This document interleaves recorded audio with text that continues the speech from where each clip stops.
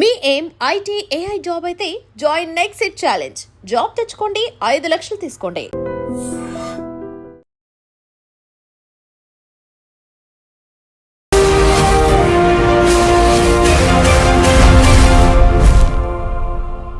నమస్తే, welcome to iDream social spotlight with కవిత.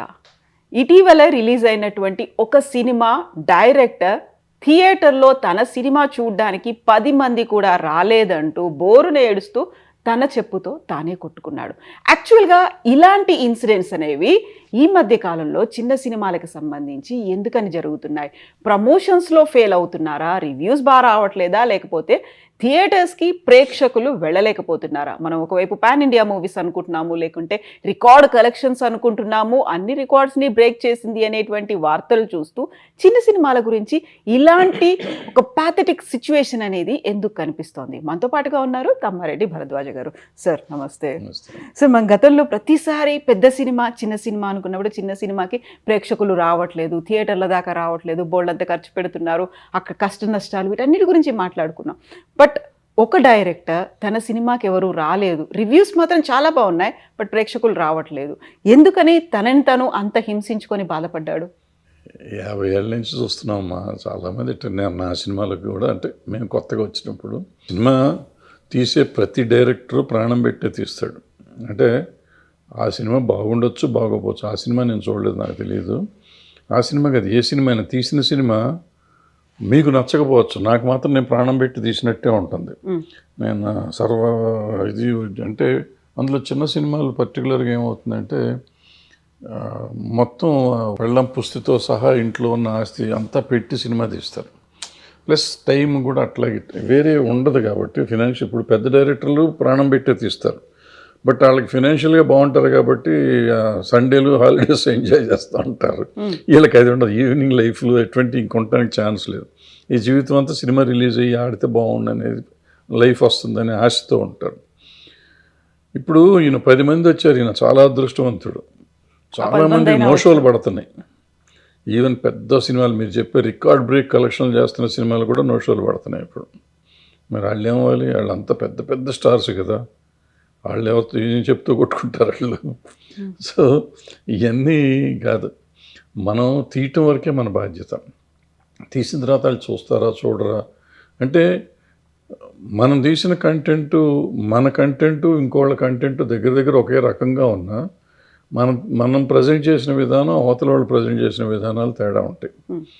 అవతల వాళ్ళు చేసింది నచ్చి ఉండొచ్చు, మనం చేసింది నచ్చి ఉండకపోవచ్చు. లేదంటే అవతలది ఏదో దాంట్లో ఏదో గ్లామర్ ఉండి ఉండొచ్చు, మనలో ఉండి ఉండకపోవచ్చు. సో అట్లా రకరకాల సమస్యలు ఉంటాయి. అందుకని డిసార్టన్ అయిపోయి ఉండక్కర్లేదు. మళ్ళీ ఇప్పుడు దాన్ని మలయాళానికి వెళ్తాం, మలయాళంలో ఏమైనా చూస్తారు, మలయాళంలో పోయేవాళ్ళు అక్కడ పరిస్థితి అక్కడ ఎట్లాగే ఉంది. అక్కడ మనం చూసే సినిమాలు అలాగే 100 సినిమాలు రిలీజ్ అయితే మనం 20 సినిమాలు చూస్తున్నాం ఓటీటీల్లో కానీ రిలీజుల్లో కానీ. మిగిలిన 80 సినిమాల సంగతి మనకు తెలియదు కదా. సో వాళ్ళు ఏమవుతారు, వాళ్ళు ఏం చెప్పుకుంటారు? మొన్న ఏదో ఓటీటీలో మలయాళం సినిమా చూసాను, చాలా బాగుంది అనిపించింది. చెక్ చేస్తే 14 లక్షలు వచ్చింది. వాళ్ళు 6 కోట్లు పెట్టి తీశారంట. మరి ఆ డైరెక్టర్ ప్రొడ్యూసర్ ఏమైపోయి ఉండాలి? సో అదేం కాదు, డిసార్టన్ అవ్వకూడదు. ఫెయిల్యూర్స్ వస్తే సక్సెస్ వస్తుంది. ఎప్పుడు ఫెయిల్యూర్ లీడ్స్ టు సక్సెస్ అని చెప్తారు కాబట్టి అతను అనవసరంగా అంత కంగారు పడక్కర్లేదు. ధైర్యంగా మళ్ళీ మంచి సినిమా తీసుకోవచ్చు. అయితే వెరీ ఫస్ట్ ప్రాజెక్ట్ కింద తీసిన వాళ్ళు కొన్ని ఏళ్ల పాటు దాని మీద కృషి చేసి 2 ఏళ్ల పాటు సినిమా తీసిన తర్వాత అందులో కూడా ఏదో చిన్న చితక ఆర్టిస్టులు కూడా కాదు, మంచి నేమ్ అండ్ ఫేమ్ ఉన్న ఆర్టిస్టులు, కావలసినటువంటి ఎలిమెంట్స్ అన్నీ ఉన్న సినిమా రావట్లేదు, చూడట్లేదు అనేది రివ్యూస్ కూడా బాగున్నాయి అనుకున్న తర్వాత అంటే ఇక్కడ ప్రాబ్లం మీరు ఏంటంటే, తెలిసిన ఆర్టిస్టులు అనుకునేది పెద్ద భ్రమ. ప్యాడింగ్ పెట్టాను అనేది అంతకంటే పెద్ద భ్రమ. ఇప్పుడు ఒక్క హీరోలకు ఒక్కళ్ళకే ఫాలో అయిపోయింది. ఒక 2-3 సాయి పల్లవి లాంటి 1-2 హీరోయిన్లకి తప్ప హీరోయిన్లకి ఫాలోయింగ్ లేదు. టికెట్ దిగదు, ఒక టికెట్ కూడా ఎక్స్ట్రా దిగదు.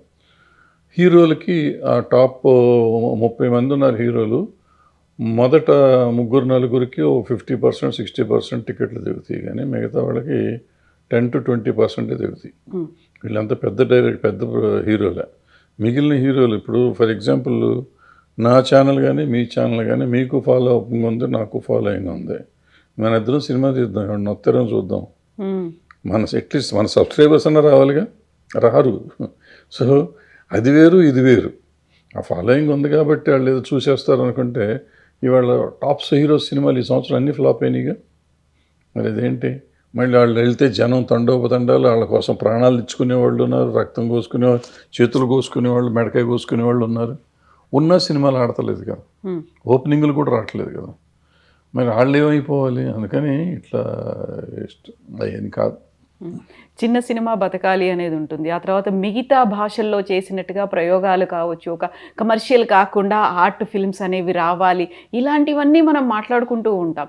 బట్ అది ప్రాక్టికల్గా మాత్రం వర్కౌట్ అవ్వదు. వర్కౌట్ అవ్వట్లేదు. మీకు వచ్చింది మొన్న 35 వచ్చింది, 23 వచ్చింది, కోర్టు వచ్చింది, ఇవన్నీ ఆడినిగా సినిమాలు. మరి వాటికేంటి? దానికి సమాధానం లేదా?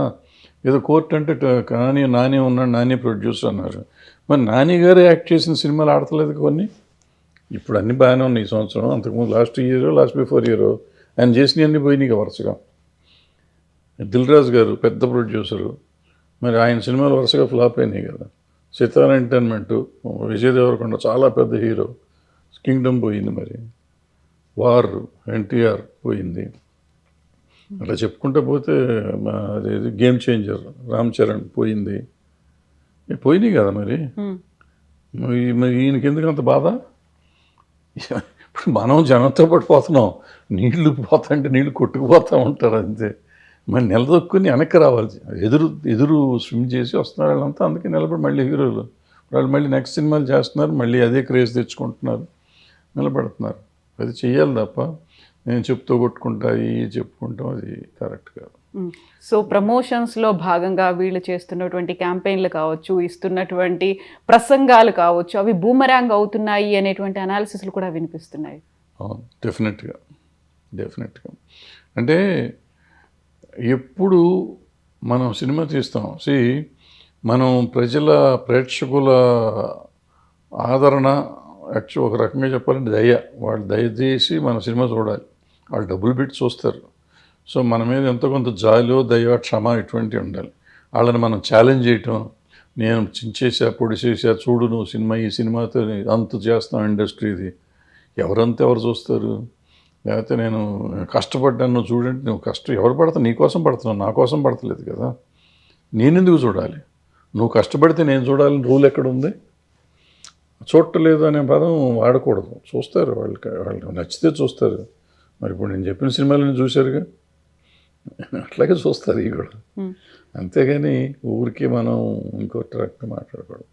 సక్సెస్ అంటే దానికి యాక్చువల్గా ఇచ్చే మీనింగ్ ఏంటి సార్? జనాలు ప్రేక్షకులు వచ్చి చూడడమా, లేకుంటే కమర్షియల్ హిట్ అవ్వడమా, రివ్యూస్ బాగుండడమా? రివ్యూస్ అనేది అసలు పట్టించుకోకూడదమ్మా. రివ్యూస్ని నమ్మకూడదు కూడా నా ఉద్దేశంలో. నేను ఎవరిని నమ్మొద్దు అంటాను. ఎందుకంటే రివ్యూ అనేది ఒక ఇండివిజువల్. ఇప్పుడు క్రిటికల్ రివ్యూస్ ఎక్కడ పెద్దగా లేవు. అది ఒకళ్ళిద్దరు తప్ప క్రిటికల్ రివ్యూ చేయరు. ఏదో దానికి వాళ్ళ ఆలోచన విధానం ప్రకారం రాస్తారు తప్ప అది లేదు. బట్ జనం చూసిన సినిమాలే గొప్ప సినిమాల కింద లెక్క, కమర్షియల్గా వచ్చిన సినిమాలే. ఇప్పుడు నేను చెప్పిన సినిమాలన్నీ మరి డబ్బులు బాగా వచ్చినాయి. బలగం దగ్గర నుంచి లెక్కేసుకుంటూ ఉంటాను. బలగం దగ్గరే కాదు, చాలా సినిమాలు ఉన్నాయి చెప్పుకుంటాం, పేర్లు గుర్తుండి సాగు. కానీ జాతిరత్నాలు ఎవరున్నారు? ప్రొడ్యూసర్ అంటారు. మరి అదే ప్రొడ్యూసర్ వేరే సినిమాలు తీసినప్పుడు ఎన్ని ఫ్లాప్ అవ్వలేదు?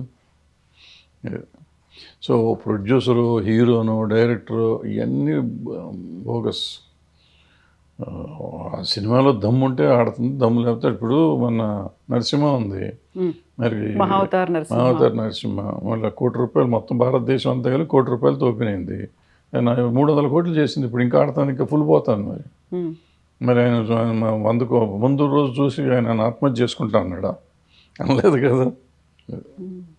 ఇప్పుడు యాక్చువల్గా సినిమా చూడ్డానికి మా థియేటర్కి రావాలి అంటే ఎందుకు వస్తారు, ఎందుకు చూడాలి సార్? యాక్చువల్గా ఏముంటే అట్రాక్ట్ చేస్తుంది అంటారు? ఏమీ లేదు. ఇప్పుడు మీరు తీసే కంటెంట్ నన్ను అట్రాక్ట్ చేయాలి, కామన్ ఆడియన్ని. సింపుల్ అమ్మ, ఒకటే. ఒక సినిమా మనం తీస్తున్నాం, ఇప్పుడు అందరం ప్రాణం పెట్టే తీస్తాం. ప్రాణం పెట్టే తీయటం వేరు, సినిమా చూడటం వేరు. సినిమా చూడటం మనం డబ్బులు ఖర్చు పెట్టి చూస్తాం. ఇక్కడ ఏంటంటే మనం ఏదో అనుకునేది. ఇప్పుడు ఫర్ ఎగ్జాంపుల్ కోర్టు ఆడింది కాబట్టి నేను కోర్టు అతను నాని కంటే నేను పెద్ద డబ్బు ఉన్నవాడిని ప్రొడ్యూసర్గా, నా డైరెక్టర్ వాళ్ళ డైరెక్టర్ కంటే గొప్ప డైరెక్టర్, నా ఆర్టిస్టులు అంతకంటే గొప్ప ఆర్టిస్టులు, నేను అంతకంటే బాగా తీస్తాను కోర్టు అని ఇంకో కోర్టు లాంటి సినిమా తీశాను. ఆల్రెడీ కోర్టు చూశారు, ఎందుకు చూస్తారు ఈ సినిమా?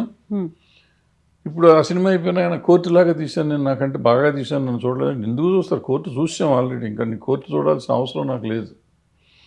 ఇప్పుడు ఇది జాలీ ఎల్ఎల్బి తీశాడు 1, సేమ్ థింగ్స్ జాలీ ఎల్ఎల్బి 2 కూడా తీశాడు వేరే హీరోని పెట్టుకుని. ఇప్పుడు హిట్ 1, హిట్ 2, హిట్ 3 చేశారు, 3 హీరోలను పెట్టి. సిమిలర్ కంటెంట్ అయినా ఒక కంటెంట్ దానికి ఒక సీక్వెల్లో ఏదో పెట్టుకుని ఏదో వేరే కథలు చెప్పుకుంటూ అలాంటి జోనర్లో కొంతమంది తీస్తున్నారు, అది వేరు. దానిలాగా చేయటం ఇంకోటి వేరు. అదేంటంటే ఆ ప్రొడ్యూసర్, ఆ డైరెక్టర్ ఉండే దాని మీద ఆ కంటెంట్ అతను బాగా ప్రజెంట్ చేస్తాడు కాబట్టి మనం ఇంకోసారి వెళ్తాం. ఇప్పుడు నాలాంటి డైరెక్టర్ అంతకుముందు సక్సెస్ ఫెయిల్యూర్లు ఉన్నాయి కాబట్టి ఇప్పుడు నేను సడన్గా వచ్చి కోర్టు చూసి, నేను చిన్న సినిమాలు తీసాను, కోర్టు చూసి లేకపోతే బలగం చూసి నేను బలగం లాంటిది తీశాను అంటే, నువ్వు బలగం చూసాం కదరా బాబు, నాకు ఎందుకంటే కోర్టులాగా తీసాను ఎందుకు, ఆల్రెడీ నువ్వు ఫ్లాపులు తీసినావు, మళ్ళీ ఒక ఫ్లాప్ ఇస్తావు అంటారు అనుకుంటారు, రారు.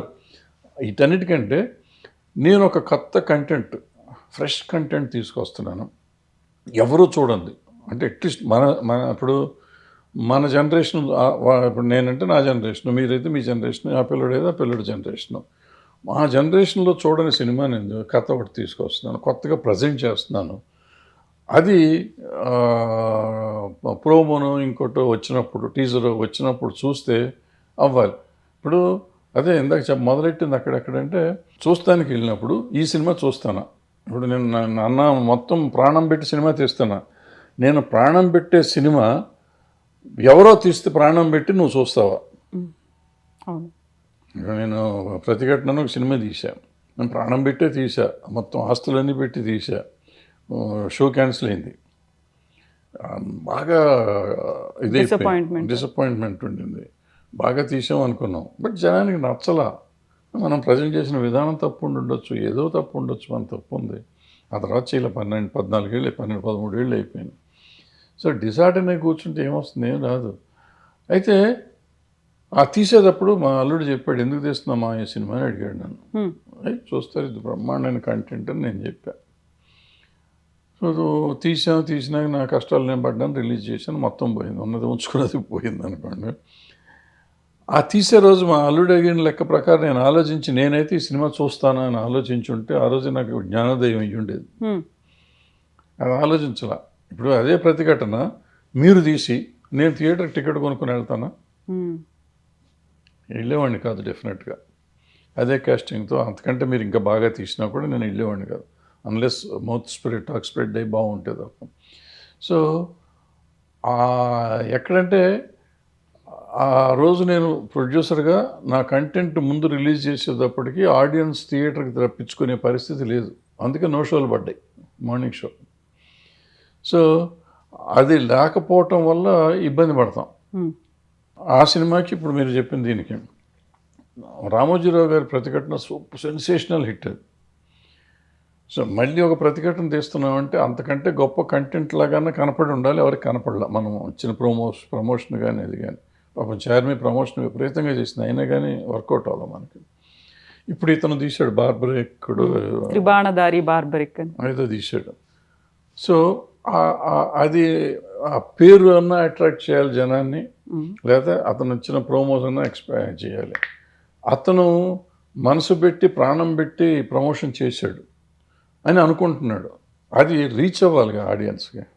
ఇప్పుడు ఒక ఎక్స్ హీరో, నెంబర్ 1 హీరో చేశాడు, ఆయన ఏమీ చేయక్కర్లా, బొమ్మ కూడా రిలీజ్ చేయక్కర్లా, అతని కోసం అతని ఫ్యాన్స్ దాన్ని ప్రమోట్ చేసుకుంటుంటారు, లక్షల ఫ్యాన్స్ ఉంటారు. మనకి ఎవరు ఉండరు, మనకు 10 మంది కూడా ఉండరు మన నమ్మేవాళ్ళు. సో ఎవరు చెప్తారు ఎందుకు వైరల్ అవుతుంది మనది? ఇప్పుడు అతనిది ఏదో సాంగ్ వైరల్ అయింది అంటాడు, సాంగ్ వైరల్ అయింది, సాంగ్ బ్రహ్మాండంగా ఉంది, వైరల్ అయింది, కానీ ఇది ఎందుకు వైరల్ అవుతుంది? ఈ సినిమా ఇప్పుడు ఇందాక మనం చెప్పినట్టు మనకి సబ్స్క్రైబర్స్ ఉన్నారు, సినిమా తీస్తే వాళ్ళు వస్తారా?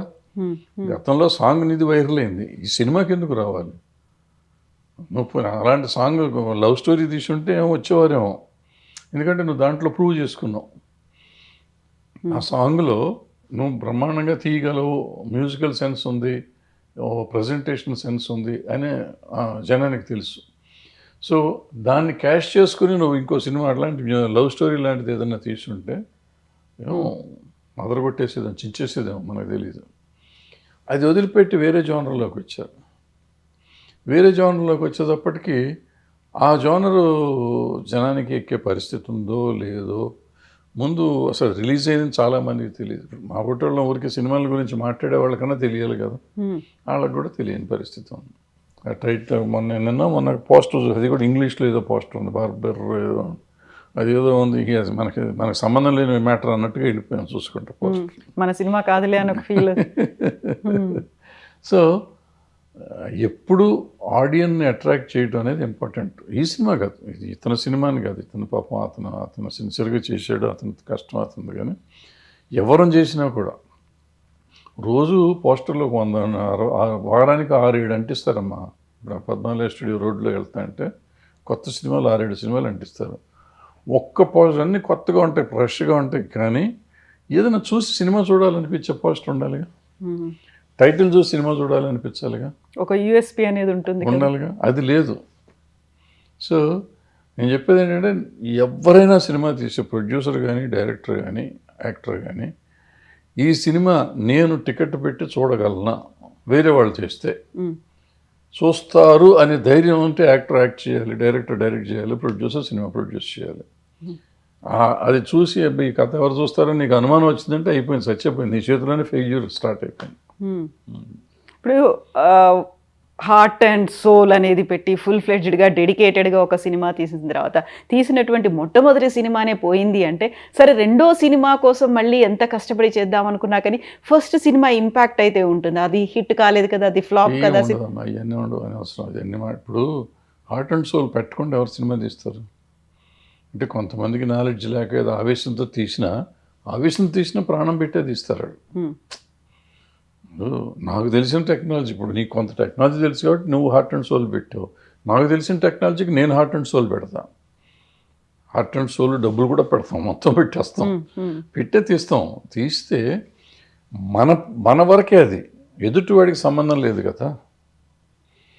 ఇప్పుడు రాజమౌళి గారు లేకపోతే త్రివిక్రమ్ శ్రీనివాస్ గారు ఇంకోళ్ళు పెద్ద ఈ డైరెక్టర్లు అతను బెంగళూరు అతను వీళ్ళు ఎవరైనా తీస్తే వాళ్ళకు వచ్చిన పాపులారిటీకి మనం బాగా ఒక బానిసత్వంలో పెరిగిన వాళ్ళం కదా. మనం హీరోలకి కాదు, బ్రిటిష్ సామ్రాజ్యం కానీ మొఘల్ సామ్రాజ్యం కానీ ఎవరో వాళ్ళ కింద బతికి మనం ఇంకా రాజులు కాలం నుంచి ఉండి అయ్యో పాపం వాళ్ళు కష్టపడ్డారండి, రాజుగారు రోడ్డు మీదకి వచ్చారండి, రాజుగారు వచ్చి కూర్చున్నారండి, మనతో భోంచేస్తున్నారండి, రాజు మన ఎక్స్ప్లాయిట్ చేసి తింటున్నాడు అనేది లేదు.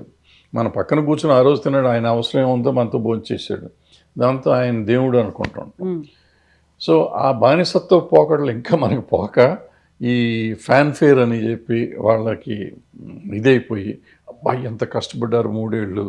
అదే 3 ఏళ్ళు మరి ఇతను కష్టపడ్డాడుగా, అతను 2.5 సంవత్సరాలు 3 సంవత్సరాలు కష్టపడ్డాడు. మరి నిజంగా అతను అడిగినట్టు 30 మంది అడిగాడు పాపం, 10 మంది కాదు 30 మంది రావచ్చు కదా అని అడిగాడు.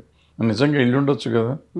వాళ్ళకేమో అమ్మో 3 ఏళ్ళు 4 ఏళ్ళు కష్టపడ్డారు మనం వెళ్ళాలని చెప్పి థియేటర్లో 3,000 టికెట్ అని 4,000 టికెట్ అని వెళ్ళారు కదా. ఇతను మళ్ళీ 150 రూపాయల టికెట్టే కదా, 30 మంది వెళ్ళొచ్చు కదా. వెళ్ళా అంటే ఏదైనా content is the king. Content వాళ్ళకి నచ్చాలి. కంటెంట్ ఈజ్ ద కింగ్ అంటే కంటెంట్ మన పాయింట్ ఆఫ్ వ్యూలో బ్రహ్మాండమైన కంటెంట్ అది.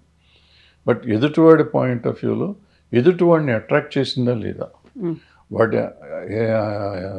ఇది ఎక్స్పెక్టేషన్ కూడా కాదు, వాడి దీన్ని క్యాచ్ చేసామా లేదా, వాడి అటెన్షన్ క్యాచ్ చేసామా లేదా, అవతల వాడి అటెన్షన్ క్యాచ్ చేసే ప్రోమో పెట్టగలిగితే ఉంటుంది.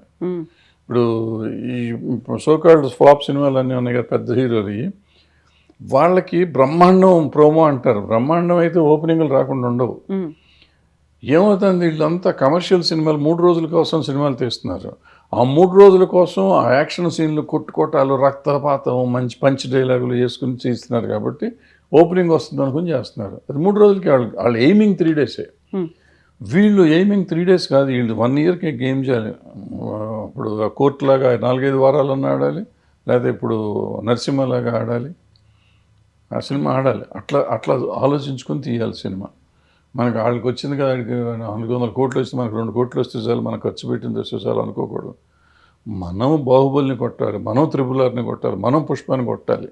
ఆ రేంజ్కి ఆలోచించి తీయాల్సిన. ఎక్స్టర్నల్ ఫ్యాక్టర్స్ ఏముంటాయంటారు ఇలా ఒక ఫిల్మ్కి వెళ్ళకపోవడం అనేది? ఏముండే ఎక్స్టర్నల్ ఫ్యాక్టర్స్ ఏమో టికెట్ రేట్ ఎక్కువ, ట్రాఫిక్ ఎక్కువ. You cannot afford that rate. ఇప్పుడు ఫ్యామిలీని తీసుకుని మిడిల్ క్లాస్ వెళ్ళలేరు. మిడిల్ క్లాస్కి ఎక్స్ హీరో సినిమాలో, ఎక్స్ డైరెక్టర్ సినిమాలో చూస్తానికి ఇంట్రెస్ట్ ఉంటుంది. సో నెలకు ఒక సినిమాకి దే కెన్ ఎఫర్డ్. ఆ ఒక సినిమా దీనికి వెళ్తానికి రారు. సింపుల్ అది. దాంతో మీకు ప్రాబ్లం పోతుంది. ఇప్పుడు నరసింహకి వస్తున్నారండి, నరసింహని జనం అంతా బ్రహ్మాండం పెట్టారు కాబట్టి అందరూ ఎగేసుకుని వెళ్తున్నారు.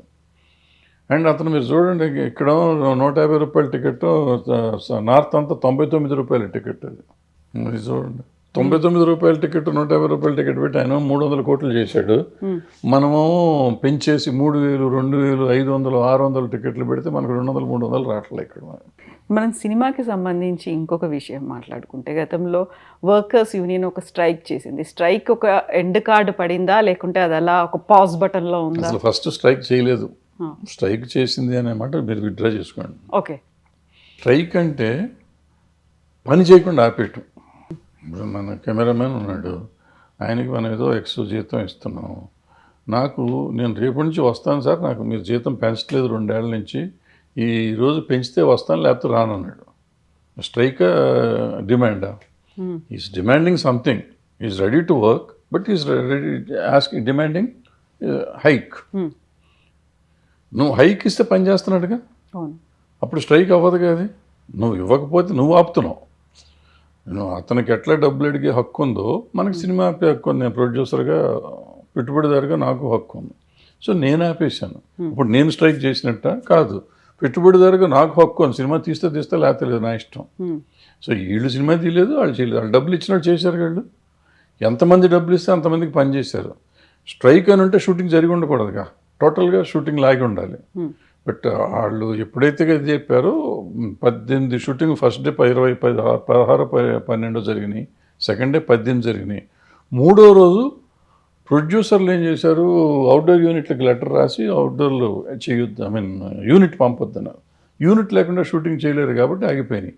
బట్ అవి కూడా ఒక్కరోజు ఆగినాయి. 2వ రోజు నుంచి మళ్ళీ 4వ రోజు నుంచి మళ్ళీ మెల్లిగా 4, 5 షూటింగ్లు స్టార్ట్ అయిపోయింది. అంటే కొంతమంది ఛాంబర్లో లేని వాళ్ళు, ప్రొడ్యూస్ కౌన్సిల్తో సంబంధం లేని వాళ్ళు యూనిట్లు ఇవ్వటం మొదలెట్టారు, వీళ్ళు షూటింగ్ చేసుకోవటం మొదలెట్టారు. జరిగినాయి. సో ఎవరు స్ట్రైక్ చేయలేదు, అందరూ చేశారు. మీ ఇష్టం.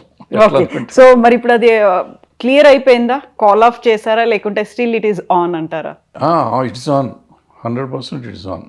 కాల్ ఆఫ్ అంటే గవర్నమెంట్ ఇన్వాల్వ్ అయ్యి ఎట్టి పరిస్థితుల్లో మీరు షూటింగ్లు చేసుకుని మీరు సాల్వ్ చేసుకుంటున్నారు. గవర్నమెంట్ ఒక ఎక్స్టెంట్ వరకు సాల్వ్ చేసింది. 50, 70, 80% సాల్వ్ చేసిన, 20% ఉన్నాయి. దానికి ఏదో కమిటీలు వేసి ఏదో చేస్తారు. But that will go on.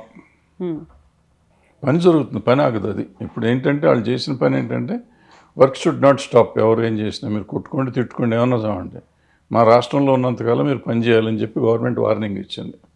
చాలా స్ట్రిక్ట్ వార్నింగ్ ఇచ్చింది ఇద్దరికి. సో ఇద్దరు నోరు మూసుకొని పని చేయాలి. చేసి తర్వాత సంగతి తర్వాత చూసుకోవాలి. Then what about the demand? Demands కొంతవరకు చేశారు, పెంచారు కదా 15%. కొంతమందికి పెంచారు, కొంతమందికి 10% పెంచారు. మిగిలిన వాళ్ళకి దే ఆర్ ఆన్ డిస్కషన్. ఇంకా డిస్కషన్స్ నడుస్తూనే ఉన్నాయి. అవుతాయి, ఎప్పుడో ఒకప్పుడు అవుతాయి. ఒకవేళ అయిపోతే ఏంటంటే ఇప్పటి నుంచి చూస్తారు. అప్పుడు ఈ షూటింగ్ స్టార్ట్ చేసిన రోజు నుంచి నేను ఒక 4 రోజుల నుంచి చేసి నెక్స్ట్ మంత్ వచ్చింది అనుకోండి, ఏ కంపెనీకి చేసినా ఆ కంపెనీ నాకు ఇవాళ రూపాయి ఇస్తే రూపాయి పావులు ఇవ్వాలి కదా, ఆ పావులు అప్పుడు ఇవ్వాలి. ఛాంబర్ వసూలు చేసేస్తుంది. ఇప్పుడు మనం పాలిటిక్స్ గురించి మాట్లాడుకుంటే, వైస్ ప్రెసిడెంట్ క్యాండిడేట్గా జస్టిస్ సుదర్శన్ రెడ్డి పేరుని అనౌన్స్ చేసిన తర్వాత కేంద్ర హోంశాఖ మంత్రి అమిత్ షా తీవ్రమైనటువంటి వ్యాఖ్యలు చేశారు. ఆయన ప్రో నక్సలైట్ కాబట్టే సల్వా జుడుమ్ని బ్యాన్ చేశాడు, లేకపోతే 5 ఏళ్ల క్రితమే మావోయిస్టులు, నక్సలైట్లు అంతమైపోయేది. ఇప్పటికీ కంటిన్యూ అవడానికి కారణమే జస్టిస్ సుదర్శన్ రెడ్డి అనే మాట. కరెక్ట్. గాంధీ దేశానికి ద్రోహం చేశాడు, నెహ్రూ దేశానికి ద్రోహం చేశాడు. వాళ్ళిద్దరూ లేకపోతే అఖండ భారత్ ఉండేది మన దేశంలో అని కూడా అమిత్ షా చెప్పాడు కదా. వాళ్ళు దేశద్రోహులే కదా వాళ్ళు. సో సిమిలర్గా వాళ్ళు ఏదైనా మాట్లాడగలరు, వాళ్ళకి మాట్లాడే హక్కు ఉంది, మాట్లాడతారు. సో దాన్ని అంతా మనం తీసుకుంటామా? మరి గాంధీ గారు లేకుండా స్వతంత్రం వస్తుందా? నెహ్రూ గారు లేకుండా వస్తుందా? వాళ్ళు నిజంగా దేశద్రోహులా? వాళ్ళని కులాలు మతం కూడా మార్చేశారు వాళ్ళదే. వాళ్ళు వేరే మతానికి కూడా పంపించేశారు. సో వీళ్ళు చేసే ఈ ప్రచారాన్ని మనం పెద్దగా పట్టించుకోవాల్సిన అవసరం లేదు. ఇవాళ వీళ్ళు ఏ ప్రచారం చేసినా చేయకపోయినా ఆయన గెలుస్తాడా గెలవడా ఇట్టా గెలవనివ్వరు. ఎందుకంటే మెజారిటీ వాళ్ళకే ఉంది. క్రాస్ ఓటింగ్ అవుతుందని కూడా నేను నమ్మను. బయట ఊరికి కాంగ్రెస్ వాళ్ళు చెప్తారు కానీ క్రాస్ ఓటింగ్ కూడా జరిగే ఛాన్స్ లేదు. సుదర్శన్ రెడ్డి గారు గెలవరు, తెలిసింది వాళ్ళకి, ఆయనకి తెలిసి ఉంటుంది, ఆ పార్టీలకే తెలుసు. బట్ అపోజిషన్ వాళ్ళ ఇది చూపించాలి కాబట్టి ప్రతిసారి క్యాండిడేట్ని పెడతా ఉంటారు, అంతే తప్ప సరే వీళ్ళకి ఊరికి వాళ్ళ మీద బురద చల్లటమే జయంగా పెట్టుకుని వాళ్ళు చెప్తూనే ఉంటారు. ఇప్పుడు పార్లమెంట్లో మొన్న ఆపరేషన్ సింధూర్ తర్వాత అపోజిషన్ నాయకులు అందరూ మాట్లాడారు చాలామంది. ఎవరైనా దానికి సమాధానం చెప్పారా? వాళ్ళు అది చెప్పకుండా మీరంతా పాక్ ఏజెంట్లు అన్నారు ప్రైమ్ మినిస్టర్ దగ్గర నుంచి అందరూ. అంటే ఎదుటివాడి మీద బురద చల్లటం తప్ప సమాధానం చెప్పడం లేదు ఎవరికి.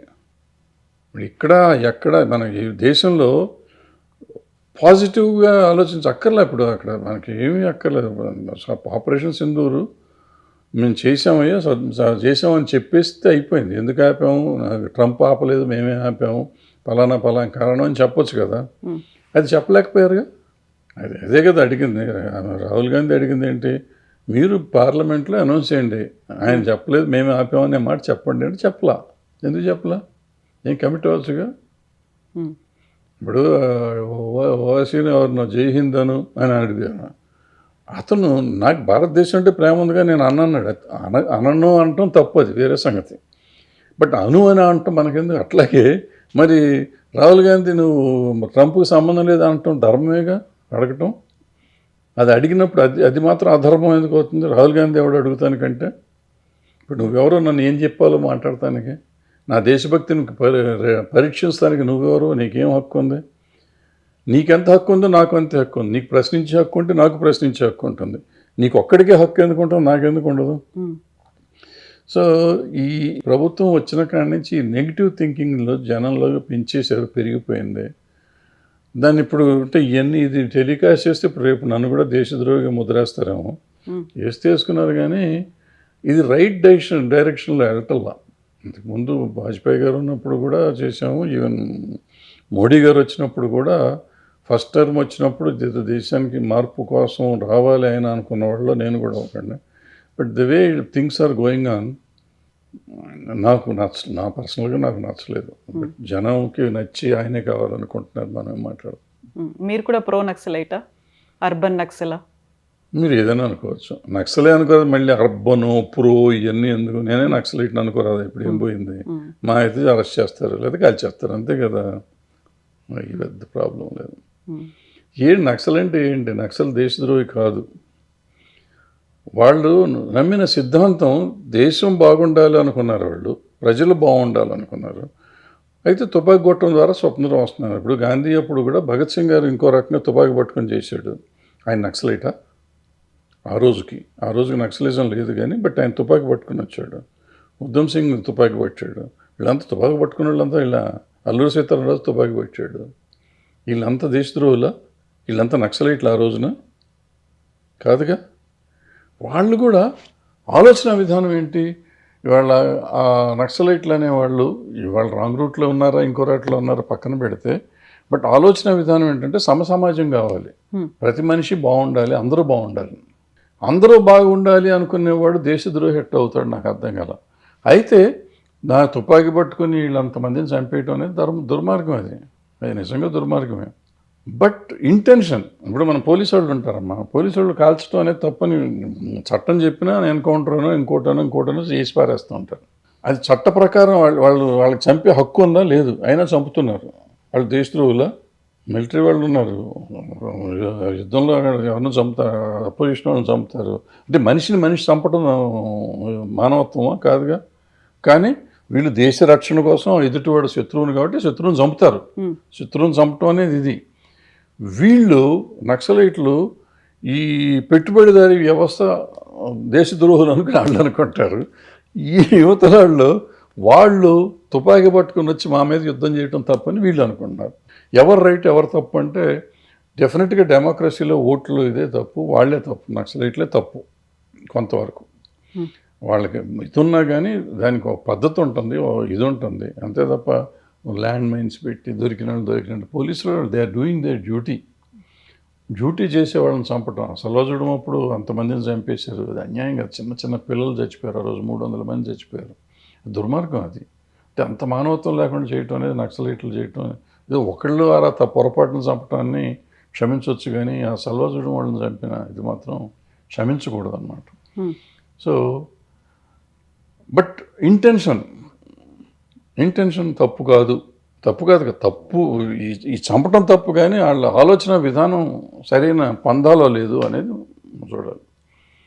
సో నక్సలిజం పోవాలి అంటున్నారు, పోవాలి, ఎందుకంటే చంపుతున్నారు కాబట్టి పోవాలి. సో ఆలోచన విధానం అంటే బ్యాలెట్ కాదు కావాల్సింది బుల్లెట్తోనే అనేటువంటిది. ఇప్పుడు తుపాకులు పట్టుకుని అడవుల్లో తిరగడం కావచ్చు, లేకుంటే అభివృద్ధికి వ్యతిరేకంగా మాట్లాడడం కావచ్చు, మీరు చెప్పినట్టుగా పోలీసుల్ని కావచ్చు, ప్రజాప్రతినిధుల్ని అంత క్రూరంగా చంపేయడం, అప్పుడు ఎందుకని మాట్లాడలేదు ఇలాంటి ప్రో నక్సల్ భావజాలం ఉన్నవాళ్ళు, లెఫ్టిస్ట్ బ్యాక్గ్రౌండ్ ఉన్నవాళ్ళు అనేది కూడా వినిపిస్తోంది. ఒకవేళ జస్టిస్ సుదర్శన్ రెడ్డి కనుక అలాంటి తీర్పునివ్వకపోయి ఉంటే ఎప్పుడో అంతమైపోయేది అనే మాట. ఇప్పుడు కూడా ఆపరేషన్ కగారని చేపడుతున్నారు కాబట్టి. ఆయన ఏమిచ్చాడు? ఆపరేషన్ కగారు గవర్నమెంట్ చేస్తున్న ఇదమ్మా, ఇది ఒక ప్రైవేట్ సైన్యాన్ని నడిపించారు. సల్వాజుడం అనేది it's not a government funded అయితే అయ్యి ఉండొచ్చు. ఇప్పుడు బింద్రేన్వాలా కూడా గవర్నమెంట్ ఫండెడ్ రకంగా చెప్తే, బింద్రేన్వాలా కూడా గవర్నమెంట్ ఫండెడే. ఆయన ఇందిరాగాంధీని చంపాడు, ప్రైమ్ మినిస్టర్ని చంపేశారు. సో ఎప్పుడైనా తప్పు, బింద్రేన్వాలాది ఎంత తప్పు, సల్వాజుడం కూడా అంతే తప్పు. అప్పుడే కాంపింగ్ చేయండి. ఇప్పుడు వీళ్ళు గార్డ్స్ ఏమంటారు వాళ్ళు, పోలీసు స్పెషల్ ఫోర్స్ను గ్రే హౌండ్స్ వాళ్ళ టీం పెట్టారు కదా, గ్రే హౌండ్స్ వాళ్ళు చేసుకుని పని చేసుకుంటారు, అది చేయమనండి. బట్ మధ్యలో వీళ్ళు ఎట్లా వచ్చారు? ఇప్పుడు మనలాంటి పని, ఇప్పుడు అక్కడ కూడా ఇలాంటి పొరపాటే జరుగుతుంది నక్సలైట్లో కూడా. కొంతమంది శత్రుత్వంతో కానీ, లేకపోతే తిండి లేక కానీ, భోజనం కానీ, అంటే ఒక ఆలోచన విధానంతో దాన్ని ఏమంటారు, సిద్ధాంతాన్ని నమ్మి వెళ్ళి తుపాకీ పడతాం వేరు, అవసరం కోసం లేకపోతే ఇంకో దీంతోనే వెళ్ళటం వేరు.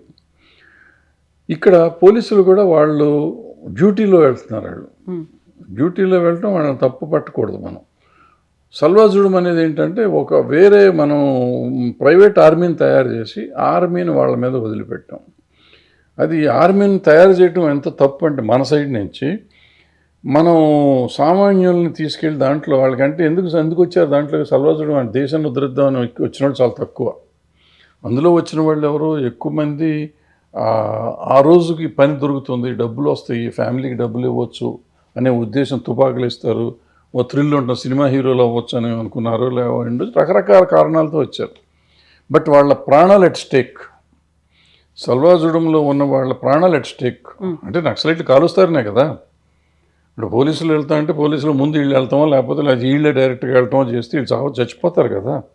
చచ్చిపోవని ఇవ్వటం అనేది దేశం తప్పుగా, అది ఆయన చెప్పుంటాడు. నేను అనుకోండి, ఆయన జడ్జిమెంట్ నేను చదవలేదు, నాకు తెలీదు, నా పాయింట్ ఆఫ్ వ్యూ నేను చెప్తున్నా. సో ఇప్పుడు ఎలక్షన్స్ అనేవి దగ్గరకు వస్తున్నాయి, ఓన్లీ ఒక 3 days మాత్రమే ఉంది, September 7th అనేది ఎలక్షన్ జరుగుతుంది. ఏమవుతుంది, అట్లాగా వాళ్ళే గెలుస్తారు, గెలుస్తారు. మెజారిటీ ఉన్నప్పుడు గెలుస్తానికి ఏముందమ్మా, ఎవరు వెళ్తారు, క్రాస్ ఓటింగ్ జరగదు, ఒక ఓటు 6 ఓటు ఎగ్గొడతారు. క్రాస్ ఓట్ చేసే ధైర్యం ఎవరో చేయరు, ఎగ్గొడతారు తప్ప ఓట్లకి రాకుండా. కానీ ఓటు వేయకుండా ఉండొచ్చు కానీ వేసి క్రాస్ చేస్తారని నేను నమ్మను. ఊరికి అనుకుంటారు వీళ్ళు క్రాస్ ఓటింగ్ అవుతుందని, ఐ డోంట్ థింక్ సో. మనం ఇంటర్నేషనల్గా ఉన్నటువంటి పాలిటిక్స్, జియో పొలిటికల్ ఇష్యూస్ గురించి మాట్లాడుకుంటే, ట్రంప్ మన మీద టారిఫ్లు అనేవి పెంచాడు. 50% పెంచిన తర్వాత మనం ఇమ్మీడియట్గా చైనా, రష్యాతో కలిసి ఒక బైలాటరల్ ఒప్పందాలు కావచ్చు, లేకుంటే కలిసి ముందుకు వెళ్ళాలి అనేది, మనల్ని ఏనుగులతో పోలుస్తున్నారు అమెరికన్ ఎకానమిస్టులు, వాళ్ళు ర్యాట్స్తో పోల్చుకుంటున్నారు, ఎలుకల్లా ఉన్నాం అనుకుంటుంటే, చైనా అధ్యక్షుడు ఏనుగులు అండ్ అక్కడ ఉన్నటువంటి డ్రాగన్స్, ఎలిఫెంట్స్ అండ్ డ్రాగన్స్ కలిసి పని చేయాలి, ముందుకు వెళ్ళాలి అనేటువంటి మాట. సో ట్రంప్ తీసుకున్నటువంటి స్ట్రాటజీ కావచ్చు, going ahead with the new ఏమంటారు స్నేహం, సంబంధాలు ఏమనిపిస్తున్నాయి మీకు? ఇప్పుడు ఇందాక మీరు అడిగిన ప్రశ్నకి దీనికి లింక్ పెట్టండి ముందు. ఈ నక్సలైట్లు అంటే ఒక రకంగా చైనా సిద్ధాంతాన్ని నమ్మిన వాడాడు. మరి వాళ్ళని ఇక్కడ చంపుతూనే ఉంటున్నాం, మళ్ళీ చైనాతో ఎట్ట కలుస్తారు మీరు? మొన్నటిదాకా పాకిస్తాన్ వచ్చినప్పుడు మన యుద్ధం చేసినప్పుడు చైనా వాళ్ళు చేస్తున్నారు ఇదంతా, వాళ్ళే వెనకాల ఉన్నారు అన్నాం. వాళ్ళ వస్తువులు కొనొద్దన్నాం, వాళ్ళని బాయ్కాట్ చేయమన్నాం, చైనాని ఇక్కడి నుంచి ఎడగొడదాం అన్నాం. ఇన్ని మాటలు చెప్పిన మనం మళ్ళీ చైనాతో ఎట్ట కలుస్తాం? ఎందుకు గెలుస్తున్నాం?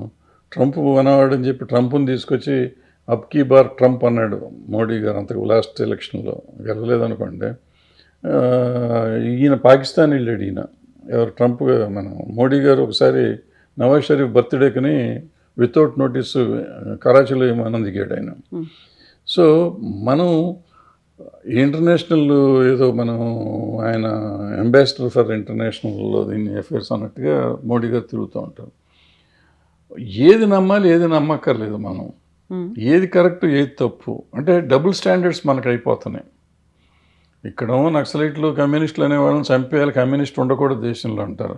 అక్కడేమో కమ్యూనిస్ట్ దేశాలు, మాజీ కమ్యూనిస్టులైన సోవియట్ రష్యా కానీ ప్రజెంట్ కమ్యూనిస్టులైన చైనాతో కానీ మనం కలుస్తూ ఉంటాం. నక్సలైట్ల మీద కదా ఎజెండా అనేది. కమ్యూనిస్టులే కదమ్మా. నక్సలైట్ అనేది వేరే పార్టీ కాదు. నక్సలైట్లు కమ్యూనిస్ట్ పార్టీ, మార్క్సిస్ట్ లెనినిస్ట్ ఏదో ఉంటుంది దాంట్లో, మావోయిస్టో ఏదో ఉంటుంది కదా. వాళ్ళు ఎప్పుడైనా కమ్యూనిస్ట్ కాదన్నారా? మేము కమ్యూనిస్టులం కాదు, మాది వేరే పార్టీ అని ఎవరిని చెప్పారు మీకు? చెప్పలేదు కదా. సో మనకి స్టాండర్డ్ లేదు, ఆలోచన విధానం లేదు. మనం అనుకున్నది ఇప్పుడు ఏంటంటే కావాలి, వాళ్ళకి కావాలి, మనకి కావాలి. ఇక్కడ ఏంటంటే అవసరం, మనం మెటీరియలిస్టిక్ వరల్డ్లో ఉన్నాం. మనకి ఏది అవసరం అయితే దాన్ని, ఏది మనకు కావాలంటే తీసుకుంటాం, ఏది అక్కర్లేదంటే అక్కర్లా. మరి అదే కాంగ్రెస్లో గాంధీ గారు దుర్మార్గుడు, నెహ్రూ దుర్మార్గుడు, పటేల్ దేవుడు అయిపోతాడు మళ్ళీ. ఆయన పటేల్ గారు చూస్తేనో 52 ఫస్ట్ ఎలక్షన్కే లీడ్ అయినా. ఈ భారతదేశం బిల్డ్ అయిన టైంలో పటేల్ గారి పాత్ర లేదు అసలు. యాక్చువల్గా 52తో ఆయన అయిపోయింది, ఆయన చాప్టర్ క్లోజ్ అయిపోయింది, ఆయన చచ్చిపోయారు ఆయన. మరి ఆయన దేవుడు అని చెప్తున్నాం. మరి అంటే ఇప్పుడు ఈ 70 ఏళ్ళు కాంగ్రెస్ చేసిందంత అన్యాయం అయితే, అన్యాయం చేసిందో చేయలేదో పక్కన పెడితే ఈ డెవలప్మెంట్ అంతా ఎక్కడిది?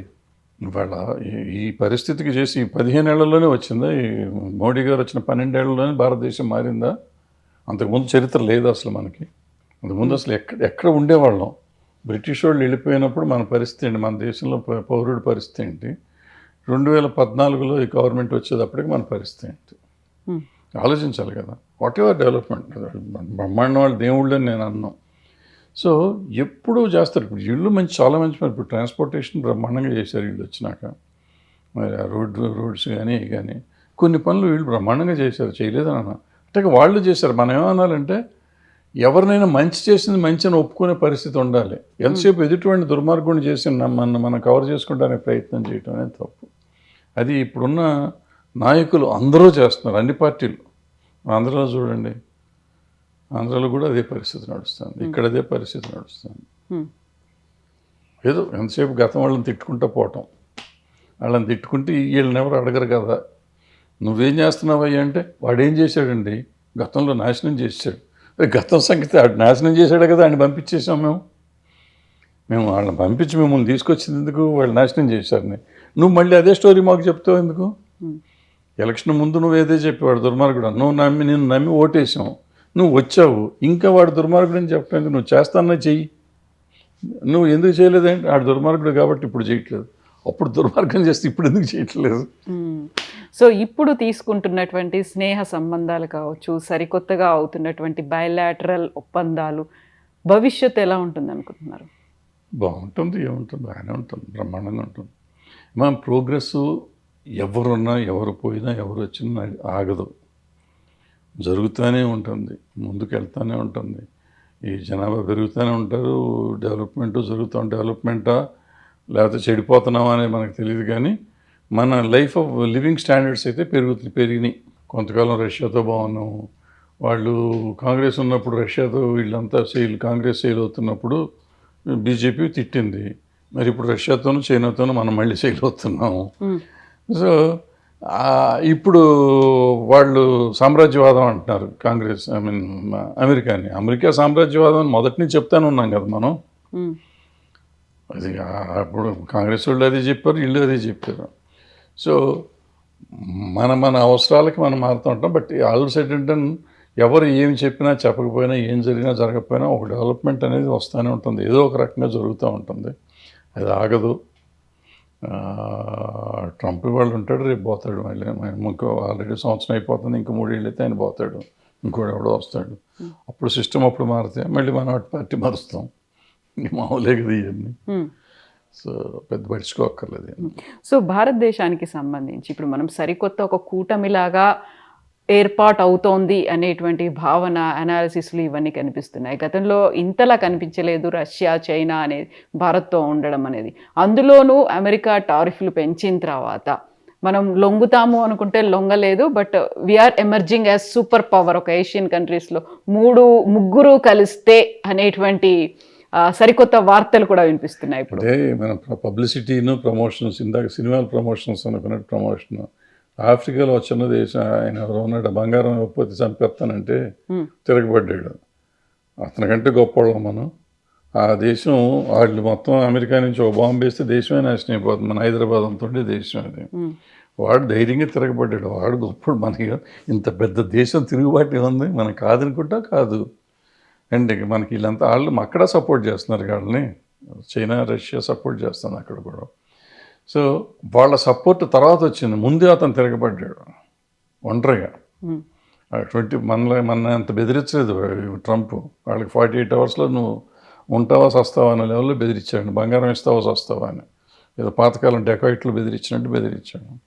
మరి అతను తిరగబడ్డాడు కదా, దేశాన్ని కాపాడుకున్నాడు కదా, కాపాడుకుంటున్నాడు కదా. సో ఎవరైనా నాయకుడు అతని బాధ్యత, మనకు నాయకుడిగా మనం ఎన్నుకున్నాక ఆయన దేశాన్ని కాపాడుతాం అనేది బాధ్యత. అంటే అతను ఒక్క డెసిషన్ తీసుకుంటాడా, క్యాబినెట్ తీసుకుంటుందా, మిలిటరీ కలిసి తీసుకుంటుందా అనేది నాకు తెలియదు, మనకు అంత విజ్ఞానం లేదు. బట్ ఆ కలెక్టివ్గా దేశాన్ని కాపాడుకోవటం క్యాబినెట్ బాధ్యత. సో కాపాడగానే వీళ్ళైతే మొగాళ్ళు, లేకపోతే మిగిలిన వాళ్ళు మొగాళ్ళు కాదు అనుకోవటం కాదు.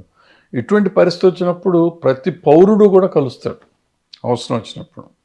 సో ప్రతి భారతీయుడు ఈ తిరుగుబాటు అనేది ఏదైతే ఉందో ఇది ప్రతి భారతీయుడి కింద మనం కన్సిడర్ చేయాలి, ఒక నాయకుడి కింద మనం కన్సిడర్ చేయకూడదు.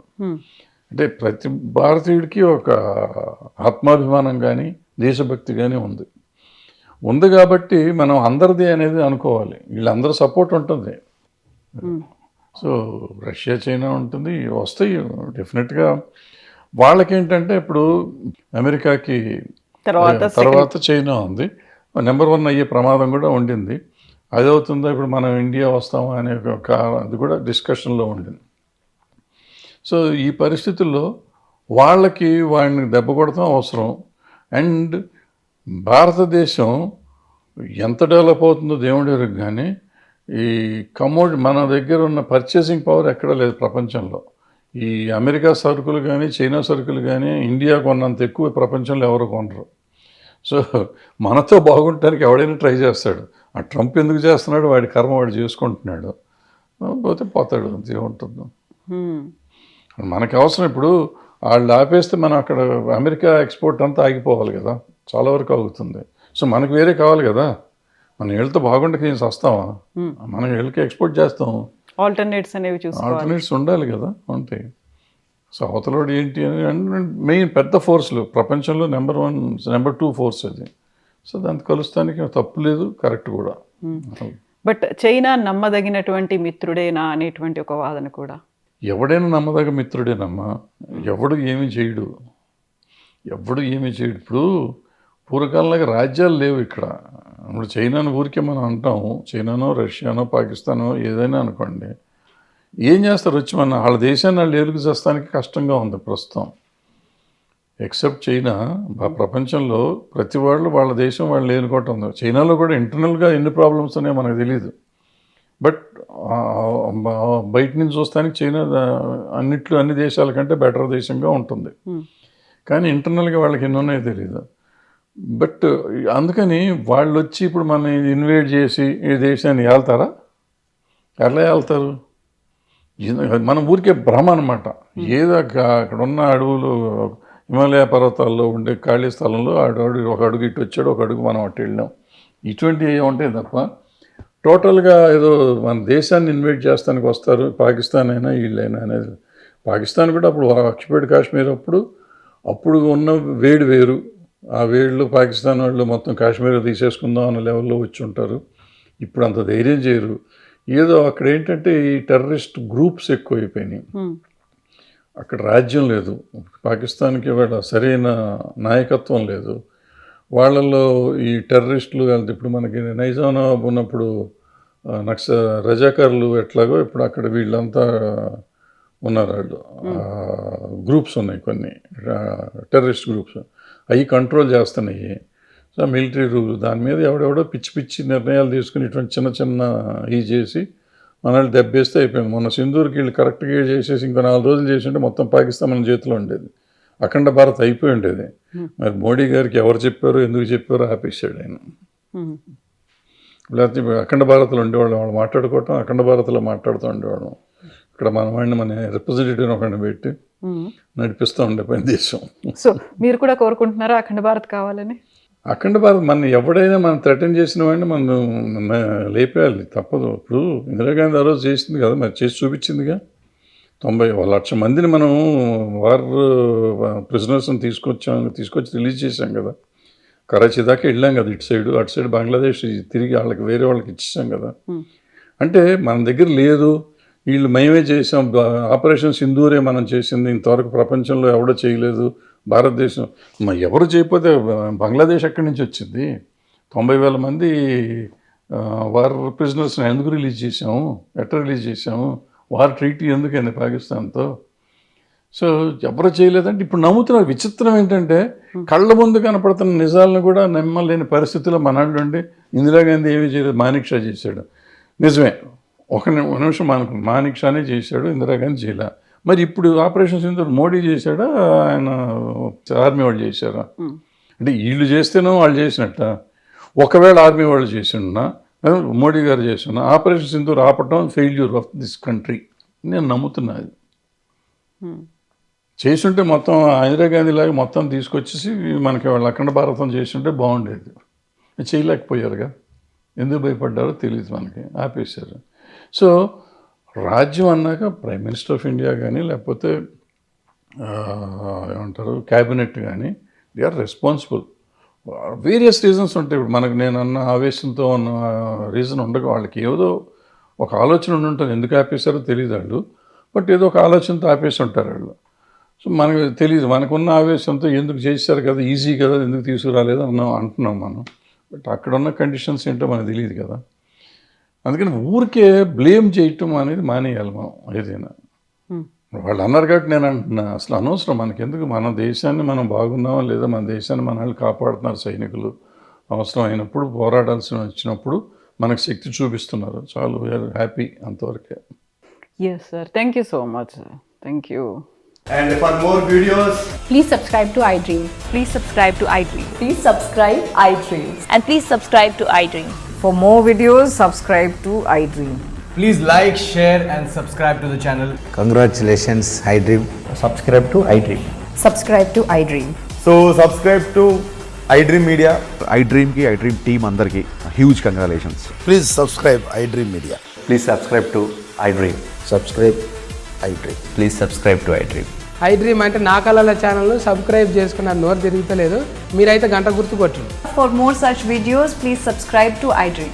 Subscribe to iDream. Please subscribe to iDream. Please subscribe iDream Media. Please do subscribe to iDream. Please subscribe to iDream Media. For best entertainment and information, please subscribe iDream. And don't forget to subscribe to iDream.